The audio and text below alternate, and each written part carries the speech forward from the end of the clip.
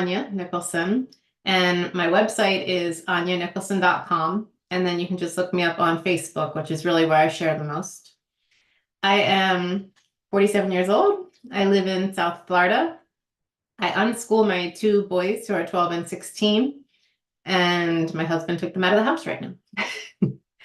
I'm a very authentic, honest person, and I just have a survival story, many actually.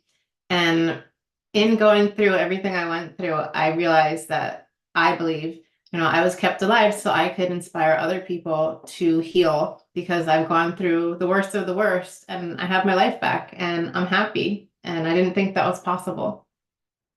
When you say the worst of the worst, take us right from the beginning. How did that start and what exactly happened to you? How far back do you want to go? I want to go as far back as your child. Okay. I had what I thought was a normal upbringing, but I had some buried memories of abuse. And I struggled with my weight from, I don't know, at least the age of 5. I remember going on my first diet at 8. And eating was a way for me to deal with the feelings of it not being acknowledged by either of my parents, and a way that I just kind of covered up the pain. And I guess I was looking for the fulfillment that I expected to get from my parents, or the acknowledgement or something. And so I struggled with food my whole entire life. I didn't think it was possible for me to lose weight. I used to joke that when I looked at food, I gained weight. And I later on found out I had a condition called polycystic ovarian syndrome, which is when you have too much insulin and your hormones are off and it keeps you from ovulating. And most women, a lot of women don't really know, or even men, that normally during a cycle, one ovary makes about 5 to 7 follicles, and they start maturing until they release an egg. And as the one gets bigger, that one takes over and the other ones disappear. Now, when you have polycystic ovarian syndrome, you can get about 8 to 12 follicles per ovary, and none of them get bigger. So they don't disappear because one doesn't take over and create the correct, hormones for that to happen. So it's all kind of interesting. But when you don't ovulate because of making too many follicles, they line up around the outside of the ovary, or the inside, but the edge, and it looks like a string of black pearls. So they call it black pearl syndrome. And you can regulate this by going on a raw vegan diet. I lived with it for, gosh, I can't remember how many years. I didn't go raw until I was in my late 30s. So I had irregular periods, a 9-month-long period, a lot of menstrual problems. And then when I went raw vegan, it disappeared within 6 months. I dropped a lot of weight. I didn't lose 120 pounds at the beginning, but I dropped a lot of weight, and then I couldn't lose anymore. And that's kind of when things like I started figuring out that my thyroid wasn't working and there were some other issues. And then I had to start going backwards. I knew that I had an injury, but nobody told me how serious it was. When I was in labor with my first son, I had a placental abruption, which is basically, it causes a hemorrhage, and I lost over 30% of my blood, which killed my pituitary gland. And when you're pregnant, you have 2 to 3 times more blood than normal, and your pituitary gland gets 2 to 3 times bigger than normal. And so it's like an over blown up water balloon that if you touch it, it's going to pop. So if you don't get oxygen to the pituitary gland through your blood, it goes into shock and dies, but it dies slowly. Part of it dies right away and the rest dies slowly. So I just kept getting sicker and sicker over the next 8 years. We didn't know why I couldn't get pregnant again. And I did fertility treatments to have my second son. But the first sign that something was seriously wrong, which all doctors know about this, they should know about this condition. A lot of them ignore it, but they were taught, is that my milk didn't come in. So when your pituitary gland is damaged, you don't make thyroid, you don't make cortisol, you don't make a ton of hormones that you need to live. And it's kind of like the ignition in a car, the pituitary. You can have the engine, the alternator, but if you can't turn that ignition, that car is not going anywhere because it can't send the signals to the other things to tell it what to do. And so that's what happened with my brain. So my body stopped sending signals to make enough cortisol to stay alive, to not make too much adrenaline so that I need more cortisol. So I had to learn how to treat this all, because None of the doctors helped me. It took 8 years to figure out what happened. And then I went to different endocrinologists and they would laugh at me with an MRI in hand showing that my pituitary gland was flattened. And they're like, oh, this only happens in third world countries. It's not possible. You don't have it. I'm like, I've had every testing done that shows I have it, but they would fight me and fight me. And so they wouldn't give me medicine. And so to keep myself alive, I went raw vegan. It just kind of, the answers kind of started showing. And I learned that I could take away about 60% of the energy my body uses on digestion by eating raw. Because our body uses about 80% of our energy to digest food. And most of us are eating a high cooked, processed diet of food that's dehydrated. I'm not telling everybody you should go and become a raw vegan for life. But I'm saying if you want to lose weight or you want to heal your body or you want to do both at the same time, go raw vegan. Get into juicing, intermittent fasting.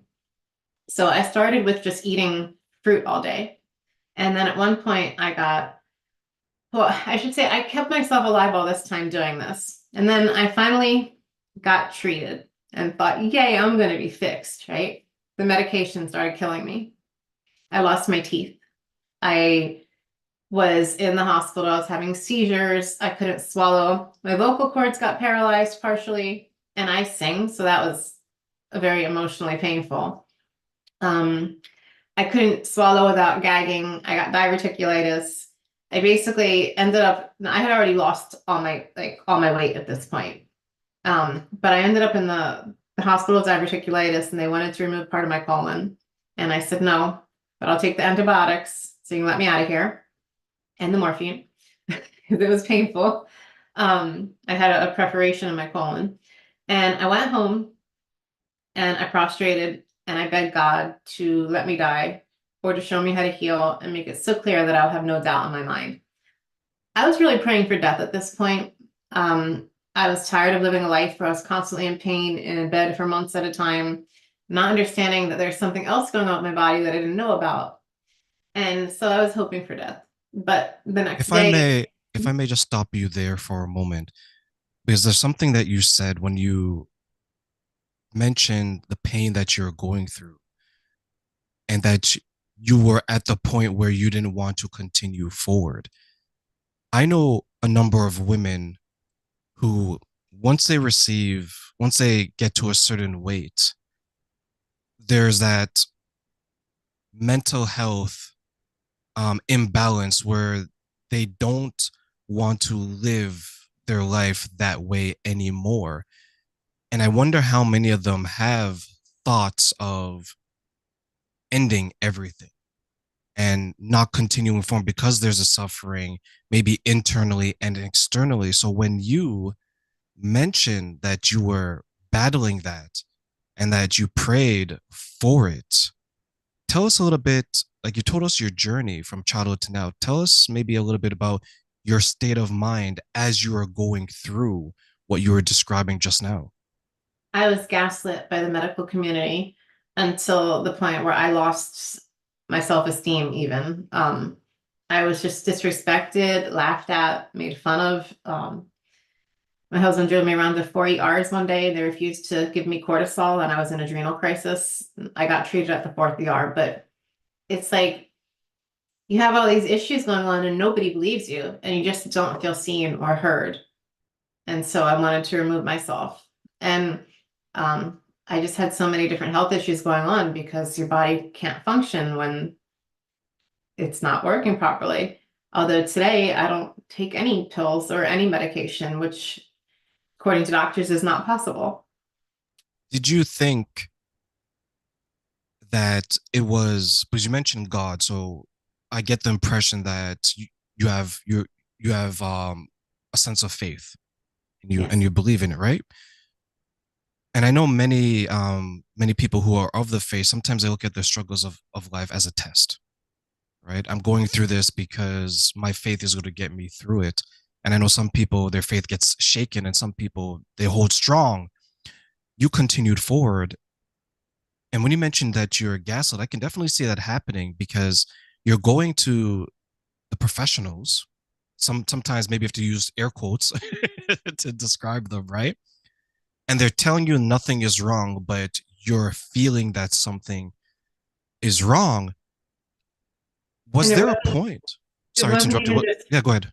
Go ahead. feeling. I had papers, I had testing, I had images, I had proof. Was there ever like, did you feel that you're going to the wrong people at that point? Or did you just think that, hey, it's the world literally against me? I felt like the world was against me. I was also going through stress with my in-laws trying to destroy my marriage.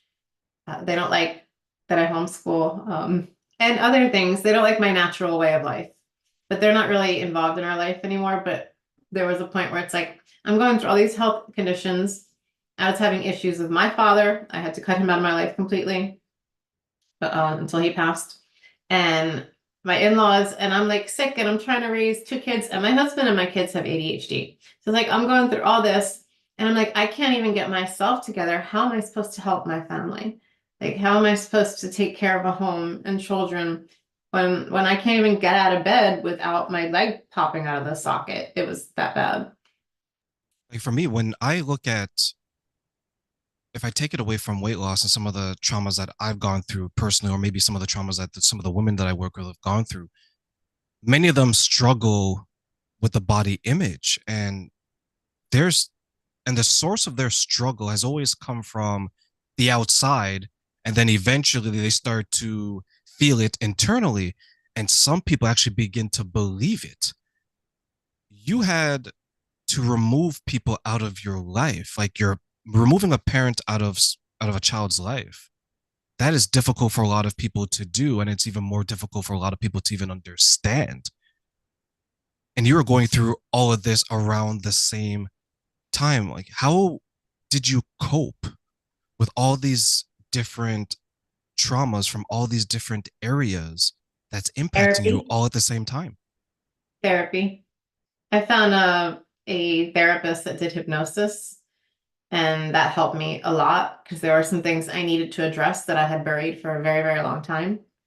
And once he helped me recover those memories, I was able to start understanding a lot about some of my self-defeating behaviors were like coping mechanisms from my childhood that I did when I needed to survive, but that are no longer, I say are because I still slip sometimes, but they no longer serve me. And so I had to learn how to change those. And then I also had to get my whole life back. So I've had to work and learn how to retrain my brain, walk again, all this. But I can say that losing the weight doesn't make the problems go away. We all, fantasize when I hit this weight, my life is going to be perfect. I'm going to get that guy. A lot of those guys are creeps. So, look for the good guys. But the guys that notice the hot girls, there's some good ones, but a lot of women think like that. When I look this way, he's going to want me. But do you really want him? There's a book my mom had me read, Are You the One for Me? Very long, thick, thick book. But I was in a place of life where she's like, you need to look at your behavior and why you're not finding what you want. And I read that book before I met my husband. And I've been with my husband for almost 18 years now. And like we have a really good, solid, loving marriage. We have issues. Of course we do. He's got ADHD and I'm more like OCD. But like we make it work. Um, but that thing is like really work on yourself. Why am I eating? What's going on? What little changes can I make? And one of the changes I would tell anybody, first, intermittent fasting. That means only eat between a 6 and an 8 hour period of the day. Okay. The rest of the day, you can have water. You don't eat nighttime, especially. Just doing that alone will help you drop some weight, even if it's just a little bit without exercising. Then if you replace your breakfast with fruit, you can eat all the fruit you want. You don't have to count calories, although I have a habit of counting them to make sure I get enough. Because with fruit, you can underestimate. You think you're getting a couple hundred calories and maybe you got 50, 60. So normally a portion of fruit is like an apple or an orange or a banana, a cup of strawberries, a cup of blueberries. The apples and the bananas are about 100 calories each. A cup of strawberries is about 50 calories. Same with blueberries. So if you're looking at calories, you can think that way. I go in portions now. So if I want to up my calories, I go for medjool dates or any kind of date, but I blend them into a smoothie. I'll just blend them frozen. I'll just eat fresh. My kids make their smoothies. But just having that one meal a day, you're going to start seeing a change. And then what's going to happen is you're going to be like, this is happening a lot quicker and I'm feeling better. I have more energy because I'm getting all this vitamins and live food that, God made for our bodies. It's our fuel. It's like putting in the right gasoline. And then you're like, I wonder what happens if I start eating fruit for lunch too. And so you do. And you're like, wow, I feel satisfied. I'm still having whatever it is I need in the evening or for my cooked meal, and I'm dropping weight. Now I'm going to start working out because I have more energy and I'm seeing the results. And then what happens is a lot of people end up making it so that they're raw until 4. They stick with it because they can still eat other food and still lose weight or maintain their weight. So the thing is, I went into the raw food for healing, and the benefit was it helped me solve a lifelong problem of battling with my weight because I was focusing on healing myself. And as I healed myself, I had to learn to stay calmer, to control my adrenaline and my cortisol, which meant I was working on my triggers. What is upsetting me? Why am I eating? What is it that I'm trying to deal with? And I had to really learn to work on my emotions and to slow down and be calm. So that's a big part of weight loss. It's not just about what you eat, calories in, calories out, exercise. I don't really believe in the whole calorie thing other than, making sure I eat enough. It's the type of calorie because I generally eat about 2,600 calories a day now to maintain my weight. But I also exercise. I do 3 strength training routines, about an hour long, 3 times a week, so 1 hour each. And then I walk 7 days a week. I had to take a break from running because I dislocated my pelvis again, but I'm still doing my other workouts. So, and as soon as my pelvis is stabilized, I can start running again. And that's usually when I gain the weight, when I stop running. I'm glad you mentioned the nutrition because some people, um, the transition from viewing yourself at that weight to when you start to lose weight, there's like a change in your state of mind. There's many people that still view themselves as that big person, as that large person. But the nutrition is where, as you made a fantastic comparison, it's the fuel. Like when you have your car, you want to put good fuel. You don't want to put bad fuel in your car because then you won't be able to drive it the way you want, and you're gonna have issues. One thing that I have noticed, and I spoke to a few people over the last couple of weeks who were on their weight loss journey, they all say the same thing that once they started to change their diet and their, well, I don't use the words, once they started to change the food that they were consuming, they had more energy and they just felt better overall.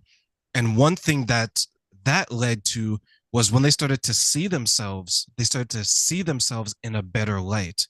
Was that something that you experienced as well? Yes. And whatever reason, for me, particularly when I'm raw, all the cravings, the food addictions, all the thoughts, they leave. But I have a hard time eating cooked food still. I'll eat it once in a while, but I can't eat it regularly without it triggering me because it's the salts. Like salt is really addictive. I don't usually eat salt. It's all the seasonings. The seasonings themselves aren't addictive, but salt makes you want to eat more because I'm very, my opinion, and I'm not telling anybody else they don't have to eat salt. But from what I've learned, salt is a rock. We put it in our body. It makes us need more water, which actually makes us weigh more, right? And it makes us crave it and crave more food, which makes you overeat. So when I remove salt from my body, I don't crave a lot of those things. Unfortunately, many cooked foods either have sugar or salt. So it's like one addiction or the other. And I try to stay away from them. But I make things for myself. Like I'll take a bowl of frozen sweet cherries, like a cup of them, blend it with a tablespoon of coconut milk. If I need to, thin it out, I can, but I use the Vitamix and it's like a cherry ice cream. It's sweet. It tastes like it has sugar in it, but it doesn't. And anytime I've made that for anybody, they're like, wow. I learned to make raw cheesecakes from cashews. I have kids with allergies, so I had to get creative. And when people eat the food, they're like, there's no way this is raw. There's no way there's no flour or sugar or whatever in here. And I'm like, no, it's this pure. It's got like 5 ingredients. So I learned to make a lot of food because I had 2 kids. They were raw vegan for 8 years. They have decided they want to eat cooked food, and I'm working on that. They cook. They've been eating a cooked dinner for like the last 2 years. The deal was that if they wanted to eat cooked food, they had to learn to make it and clean up. But I just call that life skills. So. but it's part of homeschooling. I'll share a story about salt. The first time I ever moved out, I was probably 19. I had to learn to cook and everything. And this was maybe a few years after that I was a vegan because I was a vegan for about a year and a half. Well, sorry, just over a year. I bought the container of salt, but I didn't use a lot of salt. So I was there for a year. When I moved out, there must have been a couple of grains of salt that was used because I just didn't use salt at all. And I'm with you where you begin to see how addictive it is because I don't eat meat currently. I only eat seafood. When something has salt in it, I can notice it because I've been going without salt or a lot of salt for so long.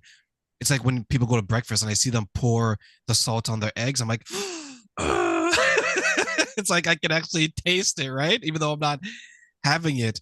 So when you were not having these things around you, but now maybe there's people who are starting to have it, do you kind of see it as like this aversion where you're like, oh my God, it's so close to me?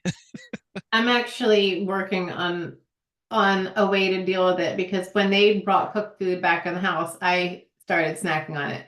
And before you knew it, there was 15 pounds. No, it snuck up on me. So I'm learning that like I only let myself have things like 1 day a week. And that doesn't mean a free for all, but I'll let myself have like a little bit of their chips or a little bit of something because when I tell myself I can't have it, that tends to lead to very destructive behavior for me because then I start fantasizing about it and it's like the food talks to me and and then I have to get it out of my body. So if I eat too much salt or any of those things, like it gets addictive. So I'm learning like there's some of the kids' foods that I get them that I can eat and not feel a need to have more.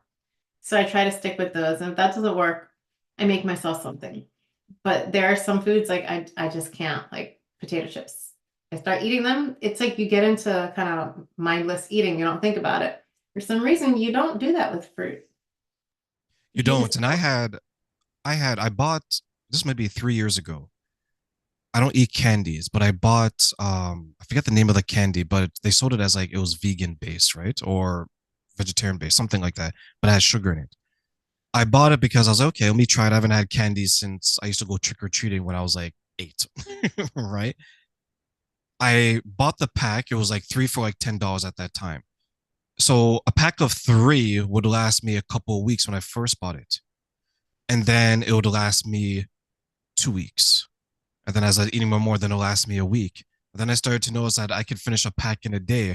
And I caught myself because the sugar is so addictive that I went from not having it to a pack of three lasted maybe a month. Then it was 2 weeks. Then it was a week. And then I was eating one in a day. And I was like, this is how addictive salt and sugar is. And sometimes for many people, they don't even catch themselves, right? and we don't realize, like, I had to show my husband that thing that shows how much sugar is in the ketchup. It's like half the bottle or something. Yeah, Really? it's a lot. It's like more sugar than tomato. Oh my And goodness. yet Also, I my guess kids you love have to their make it ketchup. yourself. You have to make it yourself at Yeah. that point, right? Yeah, and now they don't want my homemade ketchup anymore. Sugar is, like I said, I when I caught myself doing it, I can understand how people get addicted to sugar. And even though it was easier for me to get off of because I wasn't having it for so long, right? I look at some people, and maybe you've come across this. Let's say someone who's had candies for 10 years, 15 years. Like, how do you get them off of that? That must be quite the difficult journey. People have to become aware of the connection between their physical symptoms and what they're putting in their body.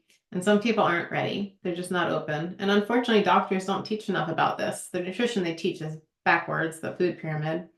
Um, but like I see people all the time, even at my meetups and stuff, the homeschool meetups, like the kids got eczema all over and they're trying a million different creams. Not my current homeschool meetups because our kids are older now, but like I went through this and I'm like, what are they eating? Oh, they have this. Are they having dairy? No, but they have yogurt. Yogurt is dairy, just to clarify. Cheese is dairy. Milk is dairy, unless it's cashew or oat or something or almond. But most people are allergic to dairy. It is not natural for our bodies as much as I love it and everybody else loves it. So if you can eat it and not have reactions, that's great. But if you're getting eczema all over, or you've got, allergies, you need to cut the dairy. And just doing so, you'll end up losing weight. Because a lot of times we actually put on weight because our body is in protection mode because we're having an allergic reaction to something.